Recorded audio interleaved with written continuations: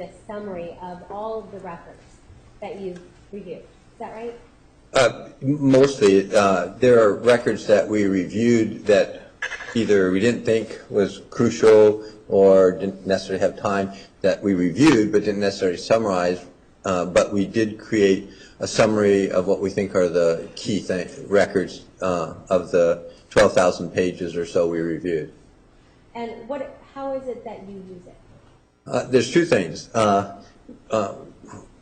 and my staff, as we start getting records to look at, start going through them and highlighting some of the things that we think are important based on the referral questions, et cetera, and put them in sort of an outline form, bullet points, et cetera, by whatever they are, like court records, depositions if there were any, interviews, testing, other reports, and then we summarize them. So as we get more records, we keep adding to the summary. So the summary continues throughout the case. So in a case such as this, when we start out, I think our first summary was probably about 25 pages, and it keeps getting added and added. So the most current one is about, I think, 100 pages of content and about 4 or 5 pages of additional records that we reviewed but we didn't necessarily summarize. So we take that so it's easier. There's no way I, or virtually anybody other than maybe the attorneys or the person involved, can keep track of so many records. And then if we're trying to put together the picture of what's going on, then we need some way to manage it. So there's a variety of things we do. The summary is one. It sort of tries to condense the information into a manageable form that we can review, and then we actually do two things. The scope of the question. Overruled. May continue. So we do two things in the summary, and why it's there is we sometimes go through and highlight things as we're going through that we think are important as we try to eventually determine our overall picture. And then we also put in there questions in bold. As somebody's reading something and they say, oh, do we have those records? There'll be a note that will say, do we have these records? Or if a point that, oh, this person counteracted what we thought and said, oh, she's not manipulative or she is manipulative or something. So that at the end we can keep going back through that. Then we use that as we get closer to trying to decide what's going on. Because then we can review that summary of 100 pages instead of trying to go back over all 12,000 pages as we try to start coming to some conclusions. And then also as we get closer, assuming it gets into court, then we go back and review that again. So we, at least I am, reviewing that as many times as I can to try to have a picture in my mind of what is all going on, what are the key things that we find. And that's how the picture starts coming together. Really wait until we have as much of that as possible to get the picture, because the picture can change if you get more key puzzle pieces.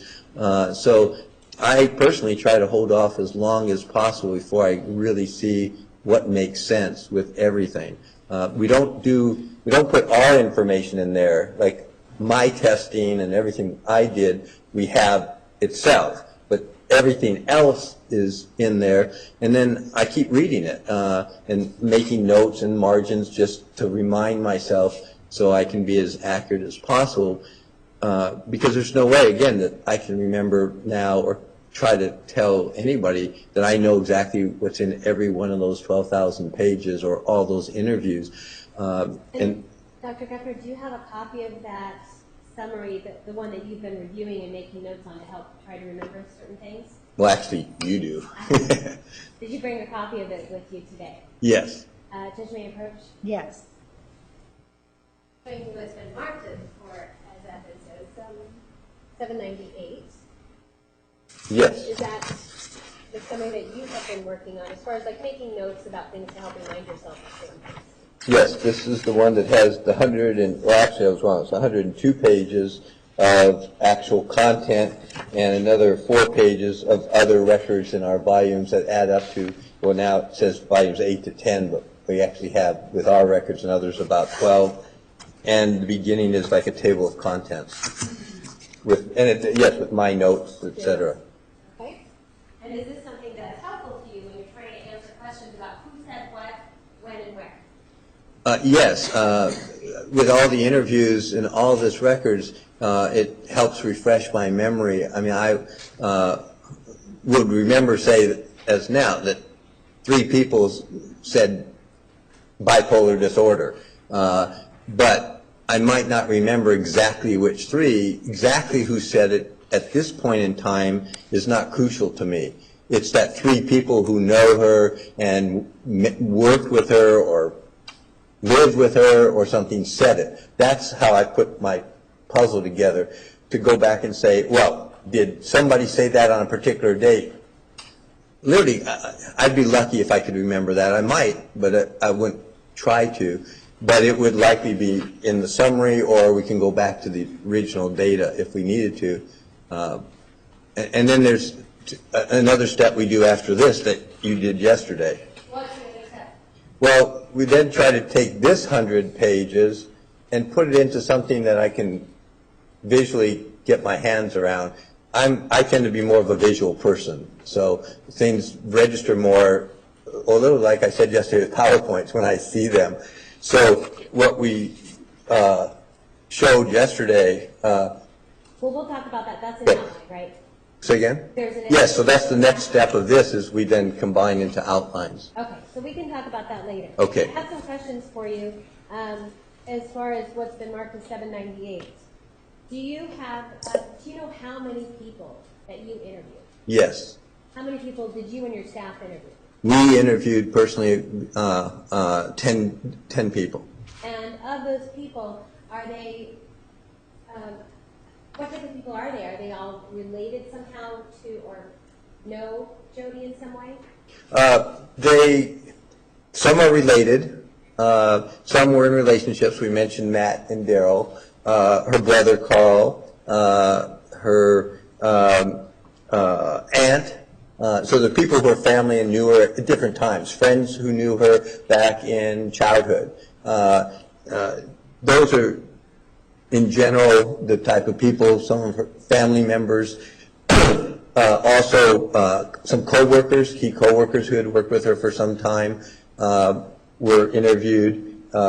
And then also a person who had never interacted with her, but had interacted with Travis and other people before Jodi was involved, as we're trying to look at sort of what we call corroborating information and patterns of behavior. Those are the ones we personally, or among my staff, interviewed. Okay, and the nature of those interviews, did they provide information to you such that you can use it in a way to try and put this puzzle piece together? Yes, that's the intent. And to look, most of these people I think were interviewed by others too, so it's a way for us to check, are they consistent interviews, or do we have contradictions? When we see some contradictions that we're able to identify, then we can try to check them out. Sometimes we don't see the contradictions until, after it's already done. But sometimes we see a contradiction of a particular statement, so we may go back to a person to say, wait, did you say that because somebody said you did? And then they can say yes, and then we can get them to explain. Or they can say, no, that's not what I said. That's not what I meant at all. They completely misinterpreted. Well, that gives us a little different picture. So we try to do all that. What about other interviews? Were there other interviews that you reviewed besides the ones that we just talked about, 10 that you and your staff completed? But are there other interviews that you and your staff reviewed in order to put this puzzle together? Yes. And about how many are those? Can you give me 1 second? Sure. Are you looking at Exhibit 798? Yes, I was just going to count because I actually never had counted before. Separate, all together, then, even if it was the same people as we did, but okay.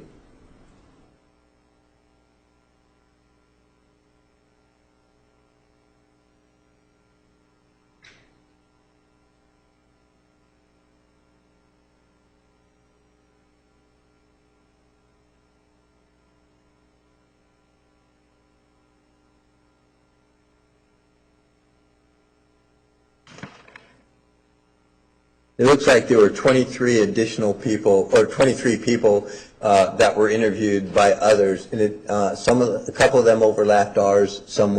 Many of them were completely different. Okay, so I'm sorry, how many? 23. 23. All right, and so in relying on all that information, does it help you then to create this summary of these interviews? Yes. Okay. In one of the interviews, we were talking about her relationship with Daryl Brewer. Yes. And one of the interviews that you and your team conducted was that, did you interview Daryl Brewer? Yes. Okay. And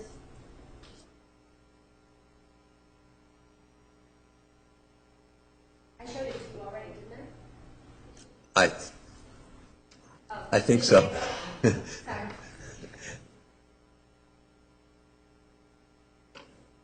Is that an interview that you and your team did of Mr. Brewer? Yes. Okay.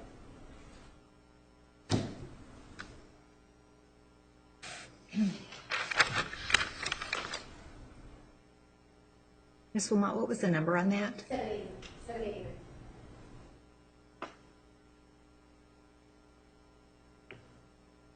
No, it hasn't been offered, but I have no objection. And I'm offering it again. 789 is admitted. All right, so this is an interview that Daryl Brewer had, some of the things that he had to say about his relationship with Jodi. Yes. All right, so he tells us that he had a great relationship with her, is how he would characterize it, right? Yes. He tells us that Jodi was a very loving and kind person. Yes. And did you have any information about how he felt about introducing people to his son? Yes. He talked about how cautious he was. Okay. And here he tells us that he slowly introduced her to his son. Is that right? Yes. In the information, the records that you reviewed, is it your understanding that did they ever buy a house together? Yes. And was that in California? Yes. In Palm Desert? That's my understanding.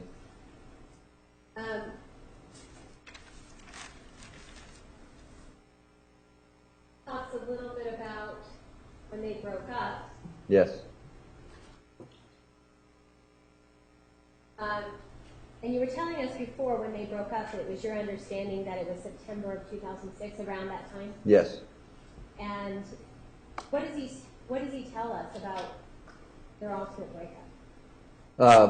Well, he's talking about them talking about marriage, but then actually looking at whether the relationship was really going to be permanent, and then afterwards, could talk about in this area here, he was really starting to focus even more on his son. He really wasn't ready and started thinking about not being ready to remarry, which is the same time that she was starting to, pull back a little bit. So it was, it appeared to be more or less mutual. Okay. And that's the way he described it. Yeah, we sort of grew apart, and then she moved to Arizona and started working with PPL and other things. And he sort of lost contact then for a while. And he tells us too that he didn't really share much information at all about her relationship with Mr. Alexander. Is that right? Correct. But yet they would call each other occasionally after Yes. February of 2007? Yes, sort of got re-engaged, well, not engaged like marriage engaged, reconnected again in 2007, which was a few months, 6 months or so after they had sort of split. And what does he tell us about whether or not they fought? That they really didn't. Neither of them reported major arguments, fights. Again, he goes on at different times here and in his other interviews to indicate that there was no abusiveness, neither of them were aggressive, no anger really, no hostility, no manipulation.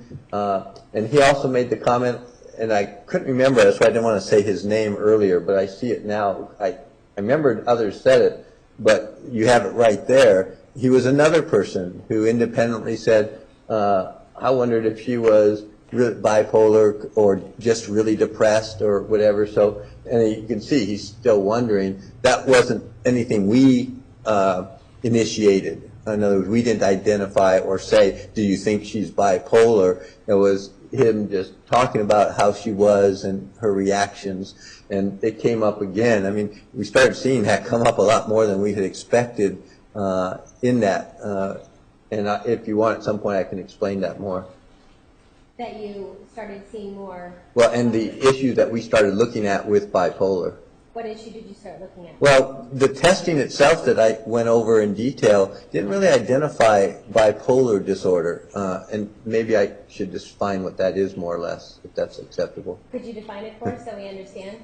Okay, so in simple terms, bipolar means you jump up and down, not only mood shifts, but you can go from pretty severely depressed to pretty happy, manic, lots of energy, you don't sleep much. So you go back and forth. That's what bipolar basically means. And we didn't really see that in the testing. If you remember, depression was really elevated on anything we did. But we didn't also see the manic scale on the MMPI elevated in the way we would have expected. So we really weren't considering bipolar disorder as a potential issue. But it started coming up over and over in the interviews. And then we started looking at our own observations, behaviors, as, well, is this actually a possibility? And had anybody actually evaluated? That tends to be a psychiatric evaluation, where they try different medications to see if you can modulate moods. And nobody had. People had basically, especially since incarceration, dealt with depression and antidepressant medications. So that moved to what we call a rule out. As a potential issue, just because so many people are observing it. And Dr. Guthrie, let me ask you there. So many people are observing it, but none of these people are psychologists or Correct. psychiatrists, right? So are you taking the word of people who don't have a mental health education when they call her bipolar? No, and definitely not as a diagnosis, but they're describing these mood shifts also, which would be something to look at. And then we look at, is that consistent with what we actually saw when I talked to her and what she describes? So, and there was some of that. So that's why it starts coming into play a little bit more. But not that it's a major issue, but when we look at the big picture that we'll eventually get to, it's something we don't want to just ignore because so many different people are at least saying it. And then the question is why, which we can get to at some point, is, okay, if they're all talking about mood shifts, what are possible explanations for that? And then we do have some at this point after having looked at everything. Okay. Well, let's look at some more things before you can answer for us. Okay. Why. Okay. One of the things that in Daryl Brewer's interviews, and this one and in some of his other interviews, does he talk about this change that he sees? Yes. Areas? What is it that he sees? He talks about, well, two things. He mentions in there, and then it's confirmed by somebody else, how he seems to want to please him. And then there are examples that people talk about, people meaning either him or his sister or others, about pleasing, which is another pattern we keep coming across. And with him... Seeking somebody that's in a relationship? Correct. A male in a relationship. Okay. That's the person.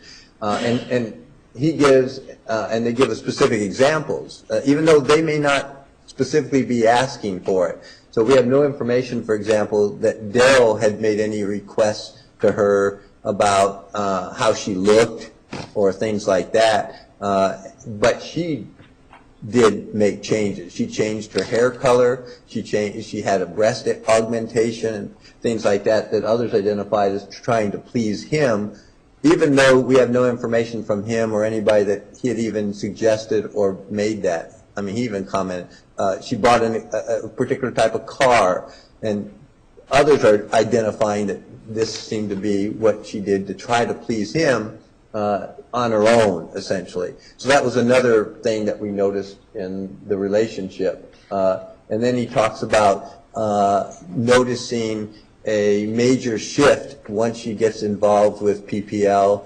and moving into dealing with Arizona. I don't believe, according to him, he knew who she was involved in, the name of the person until long time after, but said that She's secretive about her relationship with Mr. Alexander. yeah, he never indicated, or he did not indicate that she ever even mentioned his name or that she was in a specific relationship. He figured that she was, but didn't know who or any details, but did notice how, and I think his comment was changing in front of my eyes, becoming a different person. And that was a key issue also. Why is that a key issue? Because again, I'm sorry. Mr. Lamont, we're going to take a 5-minute recess. Ladies and gentlemen, please go back to the jury room for 5 minutes. We'll bring you right back.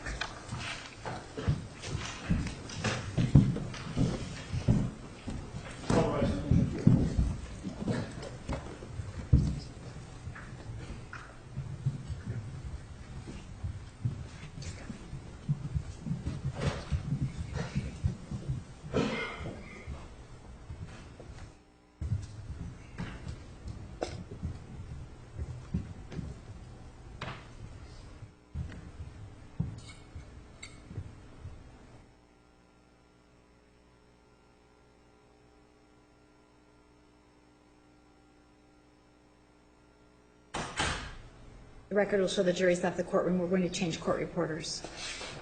Oh. What was going on? Yes. I wore you out? Random,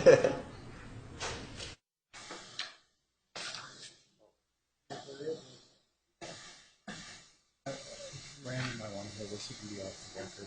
There's just, yeah, it doesn't have to be on the record. Oh, okay.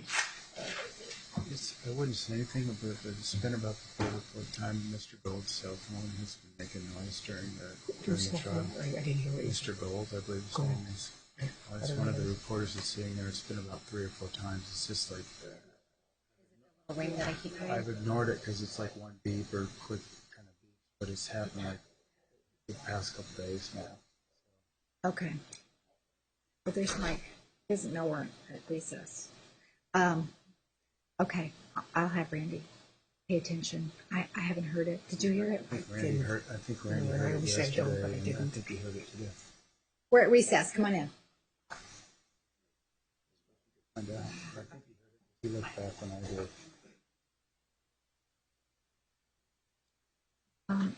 Complained about cell phones making noise in the back of the courtroom. Can you just go make an announcement, Dad? Everyone, please silence their cell phones. Okay. Take care of it. Thank you.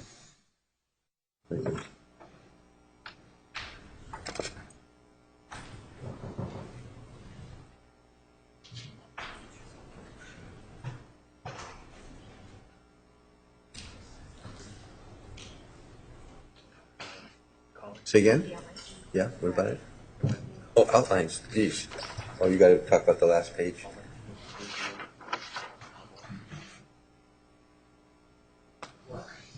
That was after.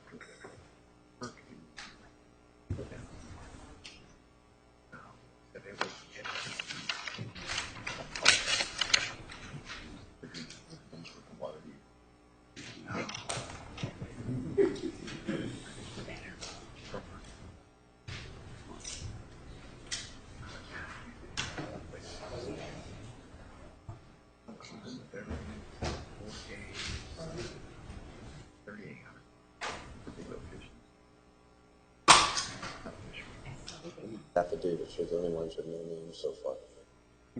Hold on.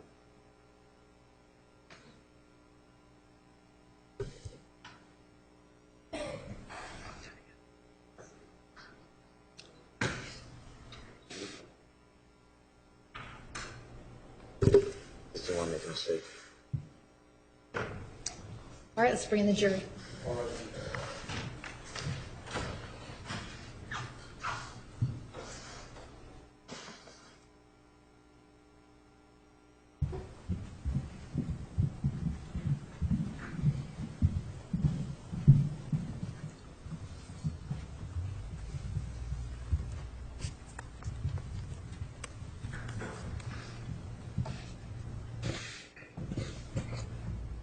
Please be seated. The record will show the presence of the jury, the defendant, and counsel. Ladies and gentlemen, exhibits 787, 788, and 790 have been admitted. We continue. Do I get those back or not? Okay.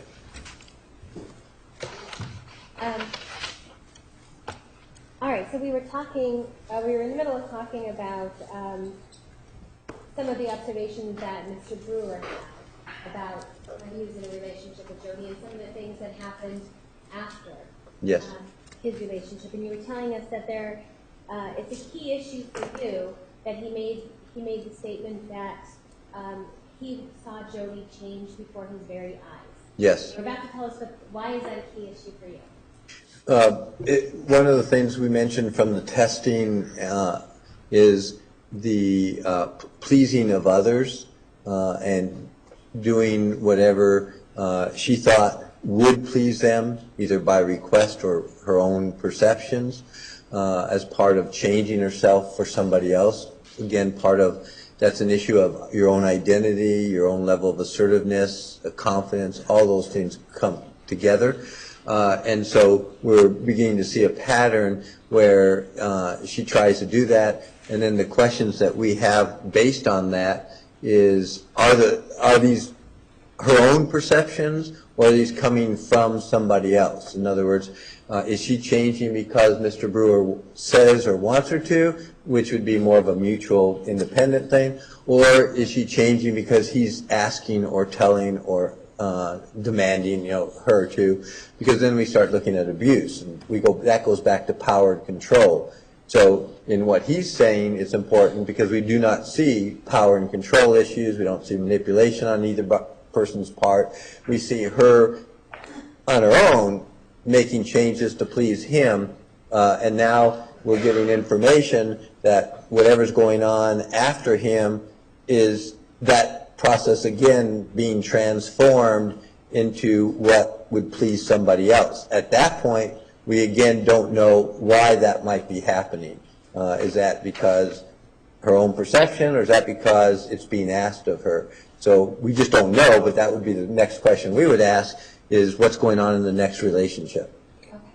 And did you and your team also speak to Laura Mahoney, which is Mr. Brewer's sister? Yes. And did you speak to her? Did she have some contact with Jodi during the time that Jodi and Daryl were dating? Yes. Okay.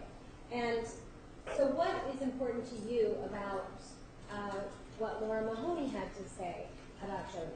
Well, again, we're somebody from the outside who evidently, as far as we can tell, has no agenda, is providing information from their observations. So some of the key things, again, is sweet, kind, hardworking, and then this is the area that ties into our referral questions. Never saw anything that was really unusual, no aggressive behaviors. She starts talking about, I mentioned photography before, where she's identifying that as well. She also identified that even afterwards, there wasn't a major problem. In other words, they were still friendly afterwards, and that it was just a mutual breakup. They kept in contact, according to her. And in fact, you can see down here, even though her brother had broken up with Jodi, she kept in contact and in fact was having her take pictures of her baby. So you saw nothing unusual about it. You can see down here again, her descriptions were perky, upbeat, but we got that little red flag again, lots of energy. And so that's just, she didn't label it or anything, just a note. And those are the things we're trying to look at. But now again, you see this. This is a neutral, as far as we can tell, at least I don't know any reason that she wouldn't be. Objection, vouching. Sustained. So this is another person who... Is this an outside party, Yes. a party that Jodi was not in a relationship with, but I guess a friend would be the best way to term her, who was interacting with her and continued for quite some time. And you have this comment here again.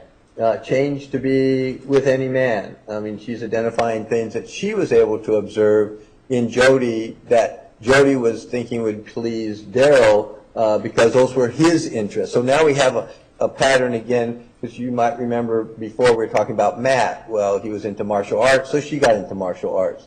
So now we have Daryl into camping, fish, so she's getting into that. These weren't part of her repertoire before. So you can see her comment, again, that she seemed really eager to please whatever the man was in her life wanted her to be, or she thought he wanted to be. So we're now getting a pretty long-standing pattern of that kind of behavior.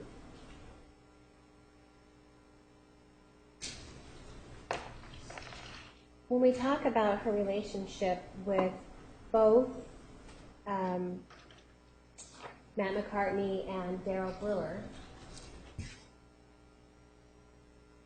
you see, and I'm showing you Exhibit 772, do you see anything in the power and control wheel when we talk about domestic abuse between those two relationships? No, we don't see, first, any of the outside things that either reporting or outside people are reporting. We don't see any power and control that either party is reporting or outside people are reporting. We don't see any of these things going on reported by the people themselves or outside people in either of those relationships. And as we mentioned already, both people continued with her after the breakup. And this is quite different from the relationship we talked about with Bobby, her first one, where they don't have contact afterwards, very abusive, and we have different things happening on the outside and inside. All right. And at the time that when she first started dating Mr. Brewer, we had talked a little bit about how they were working at Ventana. Yes. Did you and your staff also speak to some of the people that worked with her? Yes. I'm showing you Exhibit 787. And this is one of her coworkers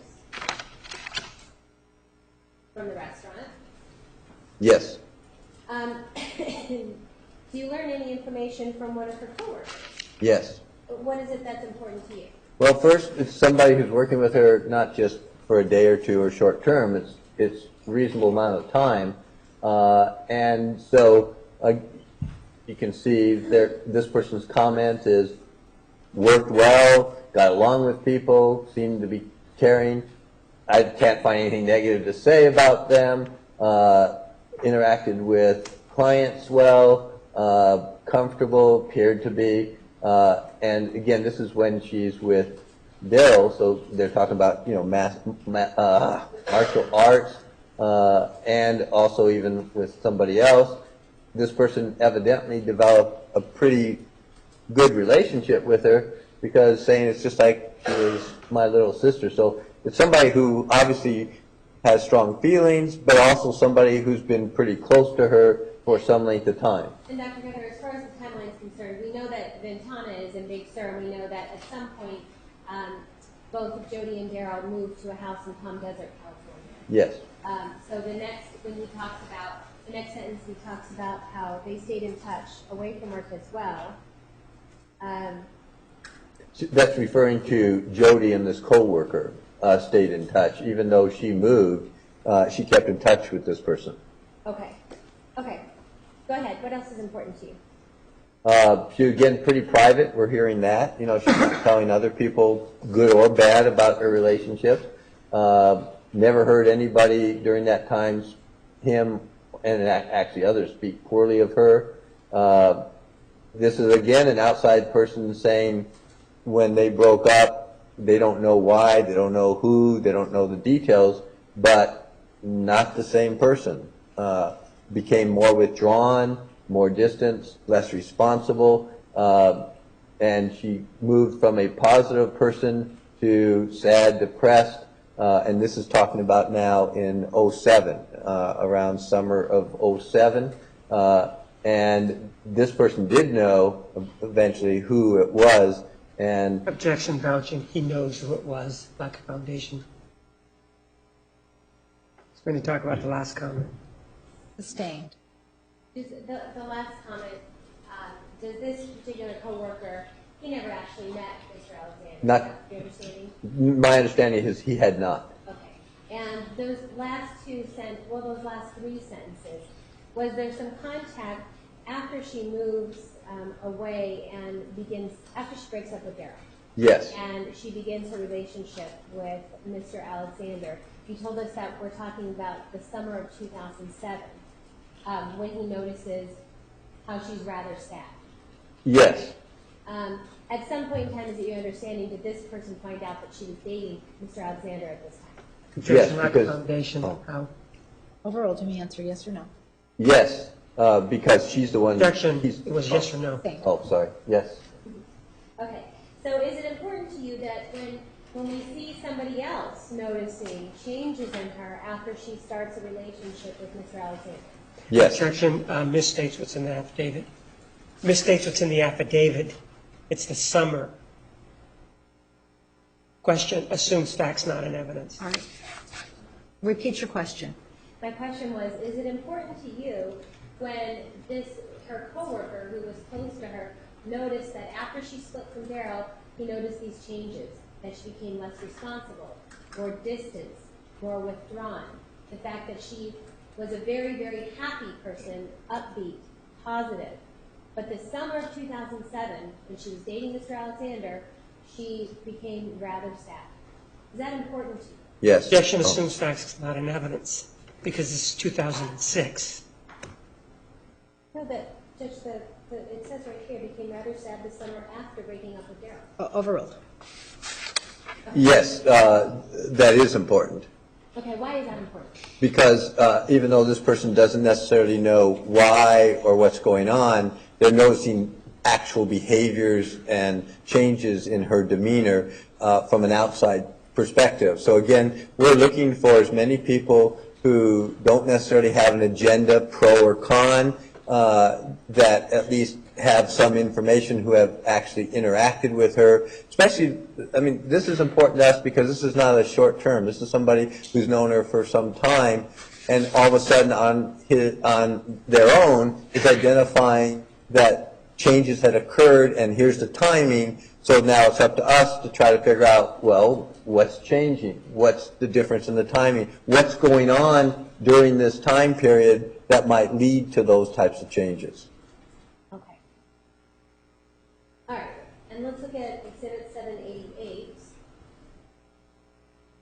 This is another coworker who worked with her at Ventana Inn, is that right? Yes. And then, and did he also do hiking? He also owned a hiking company? Yes, that's my understanding. Okay. So what did we learn from this coworker? Well, again, positive. Some of the comments that were noted, bubbly, positive, got along well with customers. Can't really think of anything bad to say. This is a quote from this person who said, and I will comment other than what we say here, hey, I'm a pretty good-looking guy, and she never came on to me. I'm not going to deal with the facts of it or not, but evidently, in other words, she was appropriate. That was what was more important to us. The only negative thing he could come up with, or the person is that one time when she got upset, and this is later into this, kicked the wall. That's the only thing, but knew her pretty well, saw her every day. So again, we're looking for somebody that has never saw any manipulation, and always appropriate. Okay. Now we see this, this issue of kicked a wall when she was upset. And we saw before that her friend Zana said that she kicked, I think, a door when she was upset with her mom. I thought it was a wall also in her room, I think. So we've got these two different people saying these things. So is that a pattern to you of violence? Well, first, neither of them reported as a violent behavior. Neither of them report that it was directed at a person. Neither of them reported any after effects. They both talk about her level of frustration outside herself, and then essentially ventilated. And Dr. I'm showing you slide number 771. Is this Yes. when you want to go back and talk about Yes. Okay, so these two instances, how would you characterize them? Are they abusive behavior? No. Aggressive? I would put them in the aggressive category. I wouldn't tend to use the word violent because it's not directed, as far as we could tell, at a person, but it's an aggressive act. I mean, kicking a wall I would put in the aggressive act. There's no pattern. We have two instances that have been reported almost 10 years apart, and we see no after effects. We don't see anybody saying there was a problem or it was ongoing. We talk about, best we could tell, the possibility of two incidences. And we definitely would be, if anything, down here, but it's not, again, directed at a person. Nobody is saying that. Okay, and so, and when you compare this also with the other information that you have about Jodi, when they talk about her personality with them, as far as fun to be around, sweet, caring, some of the other words that these people who knew her had to say about her. Yes, in fact, it's just the ones you've seen so far. You see people who don't even necessarily know each other at different time periods coming up with some similar words. These are not our choices. There's what they're volunteering. And sweet was one, caring wasn't one, lovable was one. But we see that over and over. I mean, it's not just one person said it.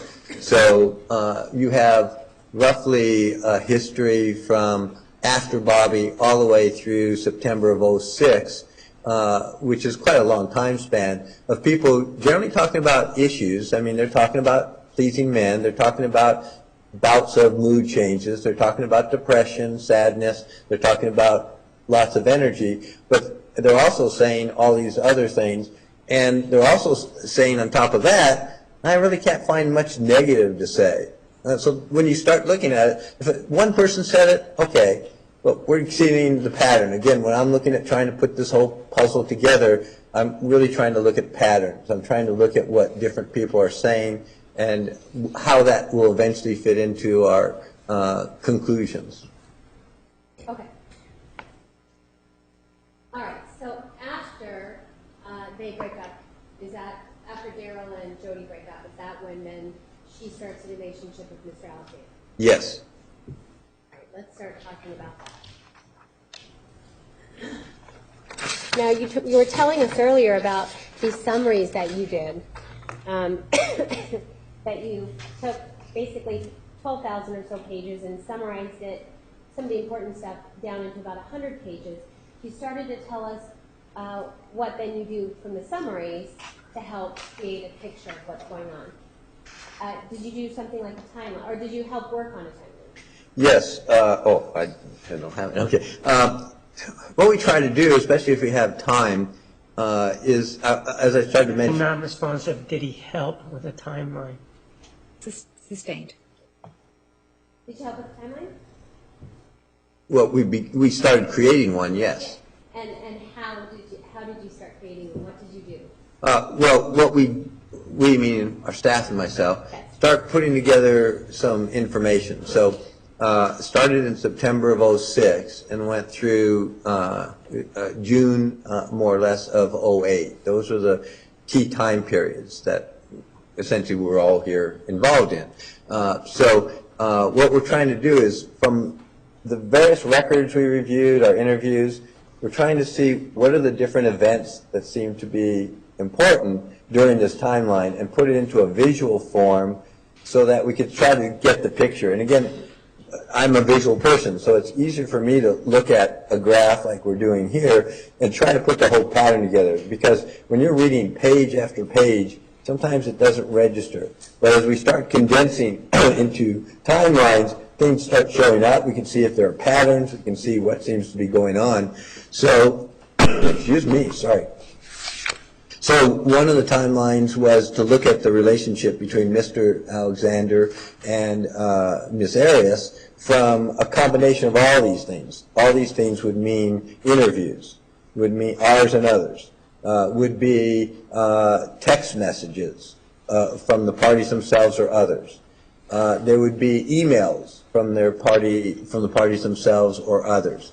There would be G-chats. It would be what's in the records. So I mean, we're trying to take all this and what are the timelines, what's happening at what time, and does that help in coming to our picture of the puzzle? So we started probably a couple of months ago, trying, as we had reviewed most of the records, putting these timelines and going back and forth to try to narrow down dates, try to narrow down, and put maybe a blurb in there to cue us as what was going on. Because each one of the little things would have records behind it, but we're trying to get into a manageable, I guess is the best way, visual picture. So that's what we've been doing for the last couple of months. Okay, and ultimately was the timeline faded?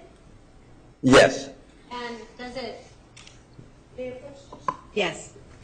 I'm showing you exhibit number 791.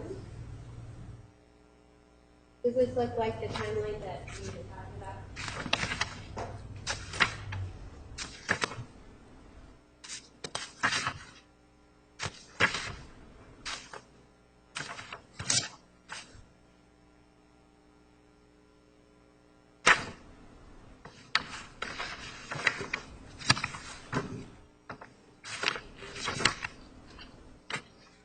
This is labeled wrong. Just a couple pages labeled. Yeah, it's before this, which is separate from it's a separate timeline. The timelines themselves, though, what we labeled. Yes, this one is out of order. I mean, it's in chronological order, but we did that separately. So, I mean, if I was to order this, I would put that at the end. Okay, so let's just wait. Yes. Thank you. And having this timeline, does this help explain, when you're talking about the relationship and some of the important aspects of the relationship between Jodi and Mr. Alexander, do these timelines help to explain some of the important things that you saw with regard to their relationship? Yes, or others, but I mean, we're just trying to put together, our term would be milestones of some of the key things that happened during that year and a half, more or less. But in doing that, does it help explain it to the jury then, in other words, to show the different milestones that you're talking about and different things that were important to you? Yes. Well, I would think so. Okay. Defense move in exhibit 791. Objection. If I may voir dire the witness as to how that was created. Approach, please.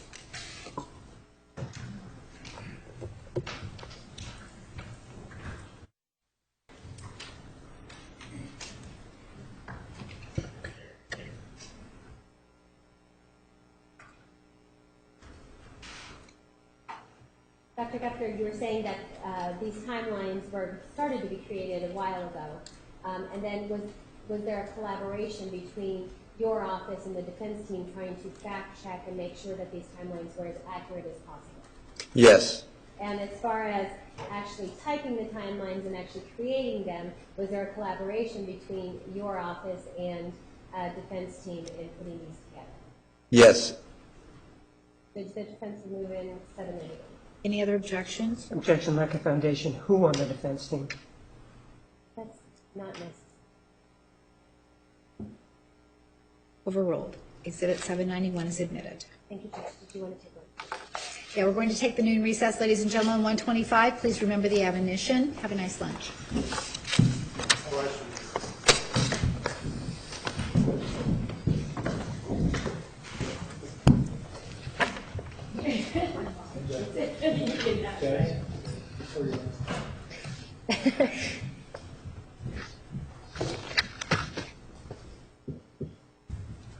We always.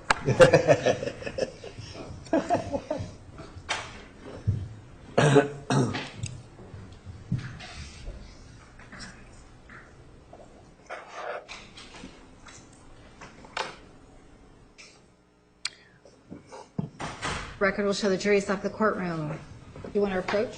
Yes, that's all right.